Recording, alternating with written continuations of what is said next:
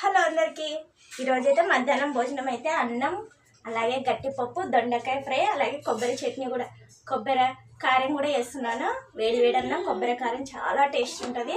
అలాగే నేను దొండకాయ ఫ్రై కూడా చేస్తున్నా. ఇవైతే కడిగేసి పెట్టేసినాను, నీట్గా కట్ చేసుకోవాలి. అలాగే బియ్యం కూడా కడిగి పెట్టేసిన. అలాగే ఇక్కడ పప్పు కూడా పెట్టేసిన. ఇప్పుడైతే రెండు దాంట్లోకి స్టవ్ వెలిగిస్తా.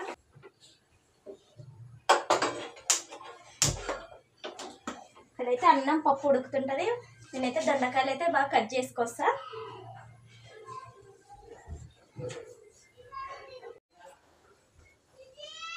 పప్పు అయితే బాగా ఉడకబట్టింది. అలాగే దొండకాయలు కూడా ఇట్లా పొడి పోసుకొని ఫ్రై చేసుకుంటే చాలా టేస్ట్ ఉంటుంది నంచుకోవడానికి. అందుకని పొడుగు అయితే కట్ చేస్తున్నాను. ఇంకా కొన్ని ఉన్నాయి. అలాగే పప్పు అయితే బాగా ఉడకట్టేసింది. చింతపండు,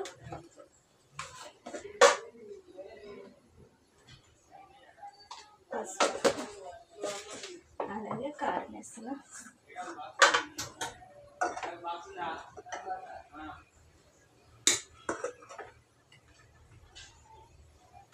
కారం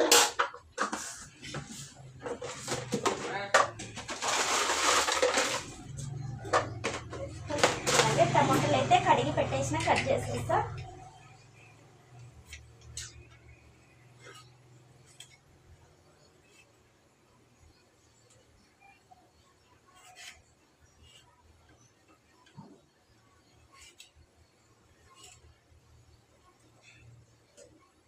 అన్నీ వేసేసిన. ఇప్పుడైతే కొంచెం అన్నంలో ఉడకపట్టింది. కొంచెం పప్పు ఉడికిన తర్వాత పచ్చివాసన పోతుంది.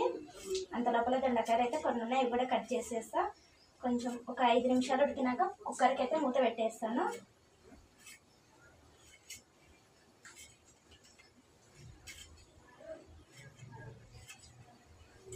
ఇట్లా పొడుగుగా సన్నగా కట్ చేసుకున్నామంటే తొందరగా కూడా ఫ్రై మగ్గిపోతుంది. దొండకాయలు కూడా తొందరగా ఫ్రై రెడీ అవుతుంది.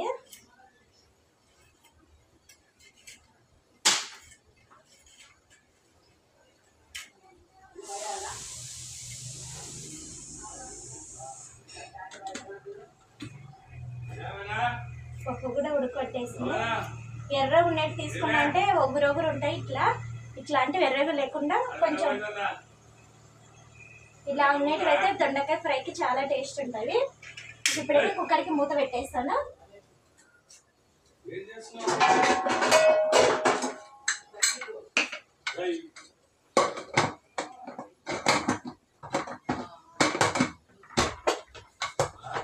ఇప్పుడైతే కుక్కర్కి అయితే మూత పెట్టేసినాను. ఒక 3 విజిల్ వస్తే పప్పు రెడీ అయిపోతుంది. అన్నం కూడా ఉడుకుతుంది. పప్పు అయితే 2 విజిల్ వచ్చింది. అన్నం కూడా వంచేసి మగ్గబెట్టేసిన. దొండకాయలు కూడా కట్ చేసేసిన. ఇంకొక విజిల్ వస్తే పప్పు కూడా రెడీ అయిపోతుంది. గట్టిపప్పు పప్పు అయితే రెడీ అయిపోయింది. పప్పు కూడా దించేస్తున్నా. అలాగే అన్నం అయితే వంచేసి మగ్గబెట్టేసిన. అన్నం కూడా దింపేసి దొండకాయ ఫ్రై చేసేస్తా. అన్నం అయితే దింపేస్తున్నా.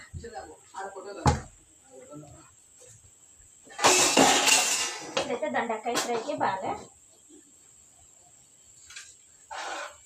కొంచెం ఆయిల్,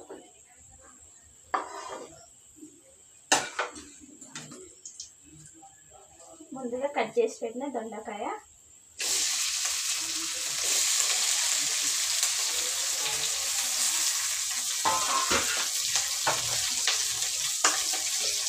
ఒకసారి కలిపేస్తా.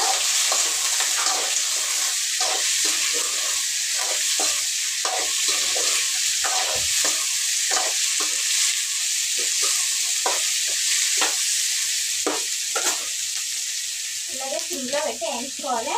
ఫ్రై కాబట్టి ఆయిల్ కూడా తక్కువనే పడుతుంది.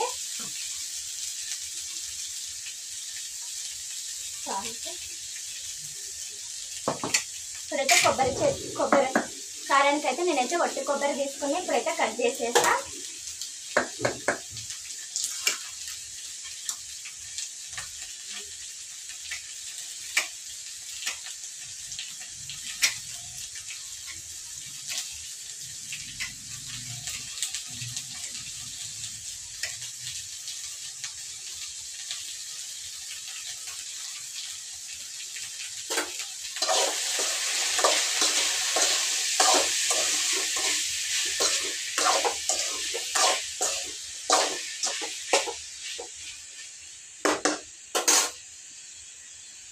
ఇప్పుడైతే ఇట్లా చిన్నగా కొబ్బరి అయితే ఒక 2 కొబ్బరి గిన్నెలు అయితే తీసుకున్న చిన్నగా ఇట్లా కట్ చేసేస్తా. ఇవి కూడా అంత లోపల ఒక 5 నిమిషాలు అయితే సిమ్లో పెట్టి వేయించుకోవాలి.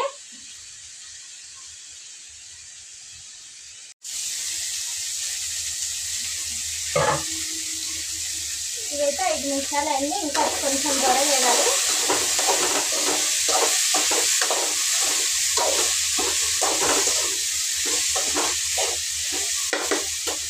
ఇప్పుడైతే కొబ్బరి అయితే కట్ చేసేసినాను.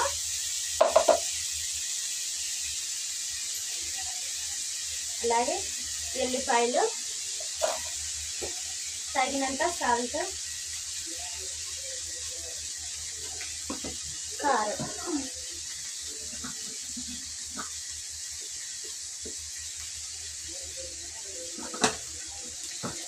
ఇదైతే బాగా మిక్స్ పట్టుకుంటాం మెత్తగా, మరి మెత్తగా లేకుండా మామూలుగా పట్టేస్తాను. ఇవైతే దొండకాయలు ఒకసారి కలిపేసి కొంచెం పసుపు వేసేస్తా.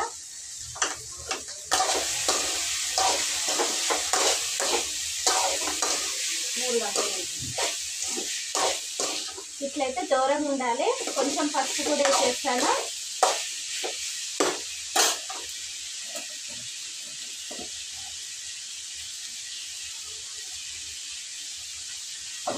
పసుపు ఉప్పు వేసేస్తే తొందరగా మగ్గిపోతుంది, అందుకే వేసేసిన. ఇప్పుడైతే ఇది ఒక్కసారి పసుపు కలిపేసి సిమ్లో పెట్టేసి మగ్గిస్తాను.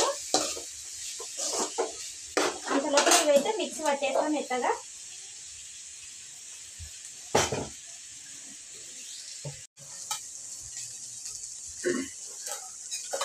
కొబ్బరికారం అయితే మిక్సీ పట్టేసిన. ఇట్లా ఉండాలి. మనం మెత్తగా ఉంటే టేస్ట్ ఉండదు అనమాట. మనం తింటుంటే పంట కింద పడితే కొబ్బరి టేస్ట్ చాలా టేస్ట్ ఉంటుంది. ఒకేసారి వేసేసిన ఎల్లిపాయ, కొబ్బరి, ఉప్పు ఇట్లా పట్టుకుంటే కూడా చాలా టేస్ట్ ఉంటుంది. ఇప్పుడైతే ఇవి ఇంకా ఒక 5 నిమిషాలు ఉంటే మనకి దొండకాయ ఫ్రై కూడా రెడీ అయిపోతుంది. ఆయిల్ అయితే నేను ఏం వేయలేదు, అప్పుడు వేసినదే కొంచెమే. ఇట్లా పప్పులైతే నూనె లేకుండా ఇట్లా ఫ్రై ఉంటేనే టేస్ట్ ఉంటుంది. ఎందుకంటే దొండకాయ కూడా మనకి తొందరగా మగ్గిపోతుంది కాబట్టి నూనె కూడా ఎక్కువ పట్టుకోదు.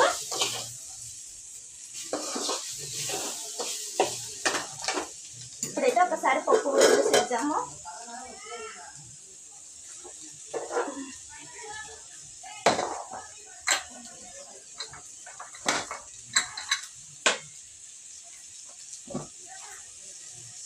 పప్పు కూడా అయితే గట్టిగా అయిపోయింది. పప్పు కూడా కలిపేస్తాను ఇట్లా పెట్టేసి.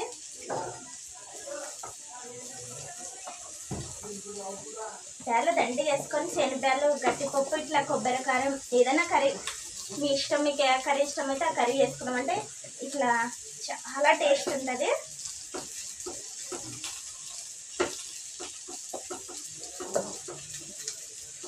కర్రీ లేకున్నా కొబ్బరి కారం, ఎల్లిపాయ కారం, చట్నీలో కూడా టేస్ట్ ఉంటుంది. మరి మెత్తగా లేకుండా బేళ్ళు ఉంటేనే పప్పు, గట్టిపప్పు టేస్ట్ ఉంటుంది. ఇంక ఇప్పుడైతే నేనైతే పప్పు అయితే కలిపేసిన.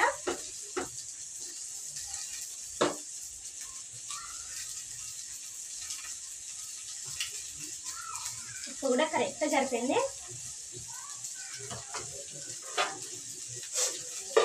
ముద్ద కూడా వేసేసిన. ఇక్కడైతే తాలింపు కూడా పెట్టేస్తా.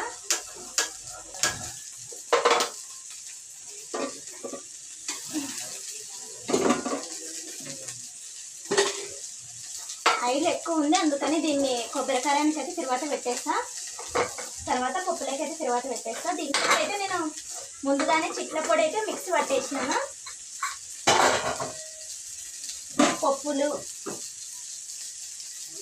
పప్పులు, కారం, ఉప్పు వేసేసి అదే వేసేస్తా. ఇట్లా వెళ్తే కావాలి.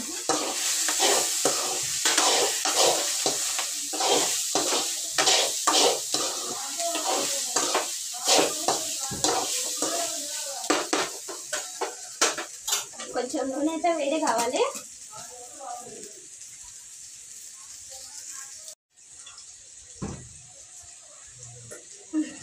దొండకాయ ఫ్రై కూడా రెడీ అయిపోయింది. చిట్ల పొడి వేసి దించేయడం. అలాగే జీలకర్ర, ఆవాలు, కొబ్బరి కారం లేకి. కొబ్బరి కారం తర్వాత పెడితేనే టేస్ట్ ఉంటుంది. ఇలా కరివేపాకు, అదైతే దూరగా ఎగుతుంది. నేనైతే చిట్ల పొడి అయితే ముందుగా మిక్సీ పట్టి నీరు వేసేస్తున్నా. ఎక్కువసేపు పెట్టకూడదు, వేసేసి కలిపి బంద్ చేసుకోవాలి. లేదంటే గ్యాస్ బంద్ చేసేసైనా మనం చిట్ల పొడి కలుపుకోవచ్చు. కారం ఎక్కువ కావాలంటే ఎక్కువ, తక్కువ కావాలంటే తక్కువ.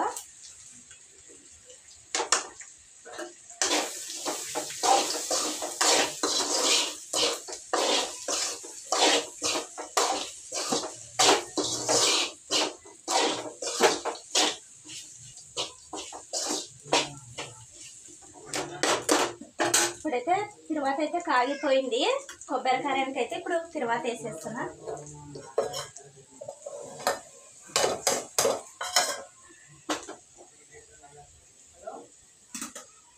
ఇక్కడైతే పప్పుకు కూడా తాలింపు వేసేస్తా.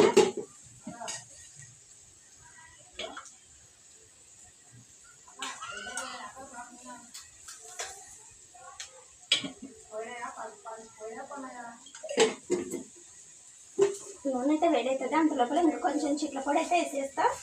కొంచెం తక్కువ అనిపిస్తుంది నాకు.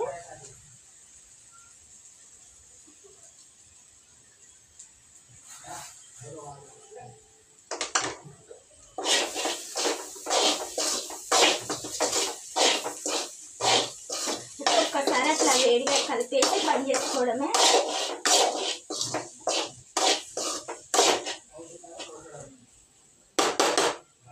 ఇప్పుడైతే దొండకాయ ఫ్రై కూడా రెడీ అయిపోయింది. స్టవ్ కూడా బంద్ చేసేసిన.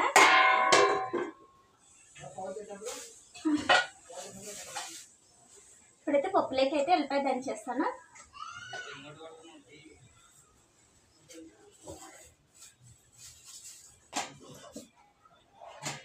ఇప్పుడైతే ఎల్లిపాయ తీసుకున్నా, ఎల్లిపాయ కూడా దంచేస్తాను. తొప్పతో పెడితే టేస్ట్ బాగుంటుంది పప్పు అయితే, ఎల్లిపాయ తొప్పతో. అందుకు నేను ఎప్పుడు ఎల్లిపాయ తొప్ప తీయను, అట్లనే చేస్తా. అలాగే జీలకర్ర ఆవాలు,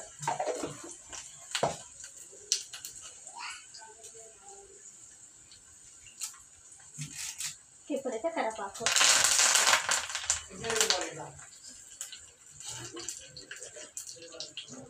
ఇదైతే కొంచెం త్వరగా వేయాలి.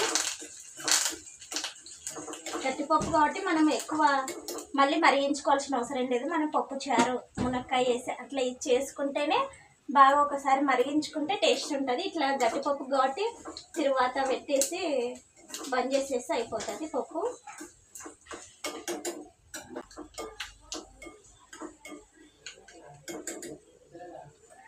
ఇప్పుడైతే తిరువాత కూడా పప్పుకైతే రెడీ అయిపోయింది ఎర్రగా.